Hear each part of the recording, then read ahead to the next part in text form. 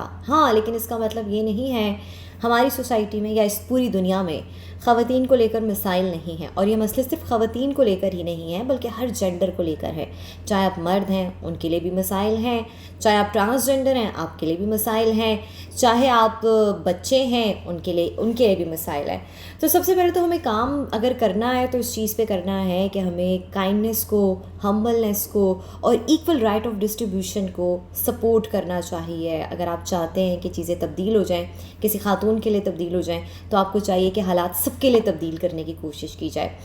और अगर आप पाकिस्तान की सोसाइटी की बात करें तो पाकिस्तान में ही नहीं, दुनिया भर में वैसे भी ये वुमेंस राइट और फेमिनिज़म का जो कॉन्सेप्ट आया था वो हमारे पास वेस्ट से आया था। इसमें पाकिस्तान का कोई ख़ास रोल नहीं था, मशरक़ी दुनिया का कोई ख़ास रोल नहीं रहा, हमेशा मगरबी दुनिया का रोल रहा है इसके अंदर।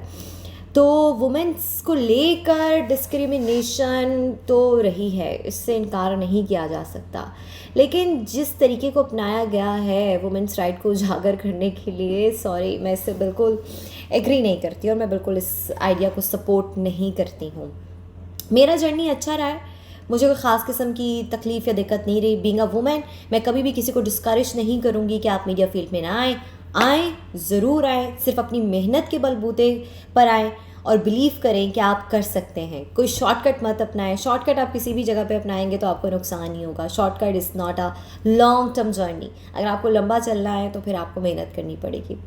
And the second thing is that, हाँ, डिस्क्रिमिनेशन अगर मीडिया के सेंस में बात की जाए तो मुझे ज़रूर फील होता है कि मीडिया में क्या, हर जगह, हर फील्ड के अंदर ख़वातीन को एक आई कैंडी के तौर पर इस्तेमाल किया जाता है। हालांकि उनके पास ब्रेन भी है, आइडिया भी हैं।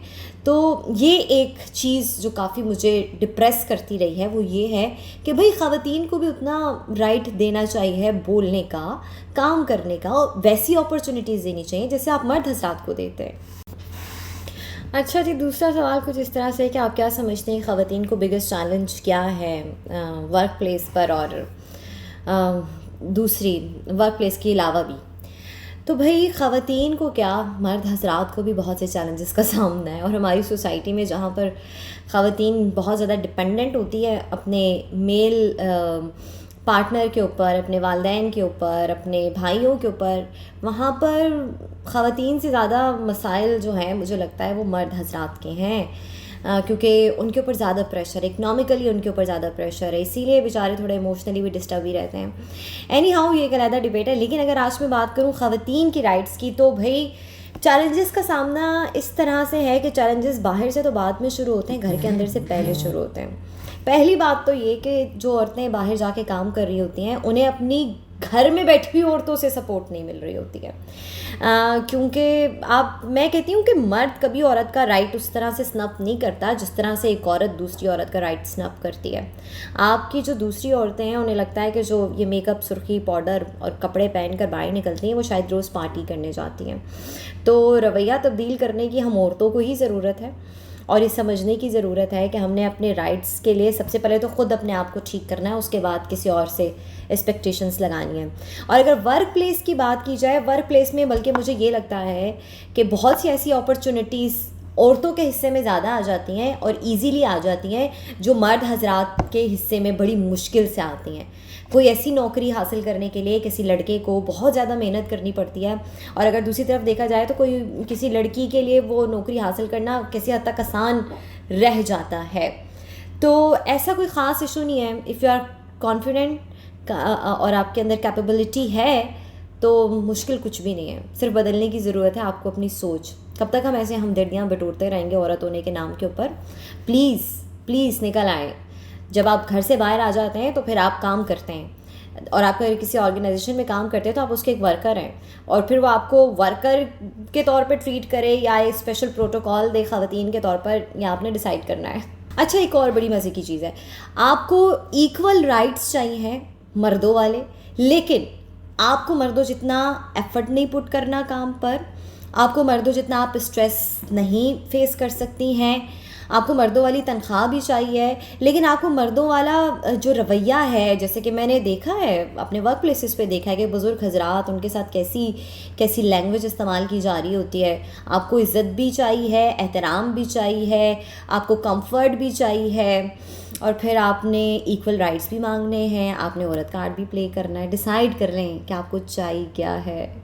आप प्लीज़ डिसाइड कर लें। अगर आप इक्वल राइट्स की बात करते हैं तो इक्वल ड्यूटीज़ भी एक्सेप्ट करनी पड़ती हैं, लेकिन हम इक्वल ड्यूटीज़ एक्सेप्ट नहीं करते। हमारे दीन में इक्वल राइट्स की बात ज़रूर की गई है, लेकिन अपने अपने रोल के अंदर। एक औरत का अपना रोल है, एक मर्द का अपना रोल है। तो जब आप अपने रोल के अंदर, आपको पूरा राइट बिल्कुल मिलना चाहिए, लेकिन आप मर्द बनेंगी और उसके राइट लेंगी, या फिर आप औरत हैं और आप मर्द के राइट लेना चाहती हैं, तो ये एक बड़ी कंफ्यूज डिबेट है और एक बड़ा ही कंफ्यूज डिमांड है। तो मेरे ख्याल से इस सोच को भी चेंज होना चाहिए। आप किस राइट्स की बात करती हैं? क्या आपको अपनी कैपेसिटी के मुताबिक राइट चाहिए, या फिर आपको मर्द की कैपेसिटी के मुताबिक कैसे राइट्स चाहिए? आप दिखा रहे होते हैं कि औरत को सिर्फ एक मोहब्बत चाहिए, एक हीरो चाहिए। मतलब कि आप बेस ही रख रहे हैं कि उसको कोई चाहिए अपनी अच्छी ज़िंदगी के लिए, अपने ख्वाब पूरे करने के लिए कोई और चाहिए।